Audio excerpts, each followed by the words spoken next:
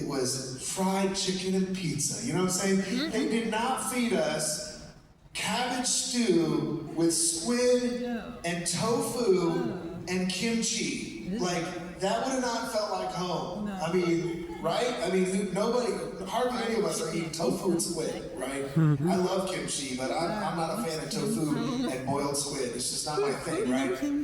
But he accommodated us. He accepted us. He helped us not feel like a stranger.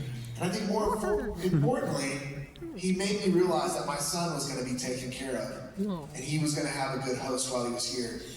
And all the stories I hear from my son Hudson, who's in Korea right now, is everyone's so welcoming. Everyone's so accommodating.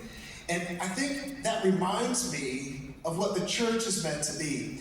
And that's really the heart of our church. Listen to Ephesians chapter 2, verse 19. Now therefore you are no longer strangers and foreigners, but fellow citizens with the saints and the members of the household of God. Come on. You are no longer strangers. You are no longer outsiders. You are no longer a foreigner who doesn't speak the language and understand the culture, doesn't understand any of it. But now you're a citizen.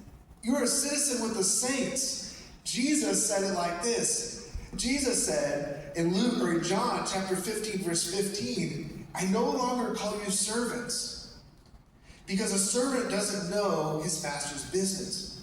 Instead, I have called you friends. For everything that I learned from my Father, I have made known to you. You see, Jesus doesn't want us to just be servants and outsiders and people hanging out on the outside. No, he wants to bring us in as a friend. And ultimately, as a son or a daughter, a child of God. Amen. And this is Jesus speaking to his followers. This is Jesus speaking to his disciples. And if you understand anything about a disciple, you've got to understand that Jesus had to call them. How it worked in ancient culture is a rabbi would look for the best kids in Israel, the brightest kids, the kids with the most potential.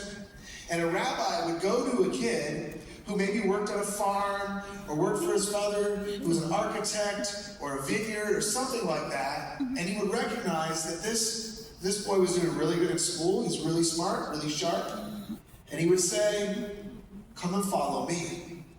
And it was like a golden ticket. It was a golden ticket for that child, because the rabbis were the most respected and the highest respected people in the area. But when Jesus, as a rabbi, he was a rabbi, he went to somebody like Matthew and said, hey Matthew, who was a tax collector, come follow me.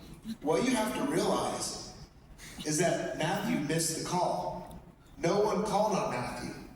And because Matthew didn't get picked to be a rabbi as a younger boy and to follow in the footsteps of a rabbi, he had to pick a different career. Same with Peter. Peter missed the ticket. He didn't get called, so he became a fisherman, and so on. So every one of Jesus' disciples were overlooked as a teenager, as a child. They weren't picked. But Jesus came along, and he picked 12 disciples. Not only did he pick 12 disciples who were men, he also picked several women to be around him and follow him. Mary and Martha, different women that were involved in Jesus' life and serving and a part of the gospel. And that was amazing, because he was breaking all the barriers of the known culture who was valued.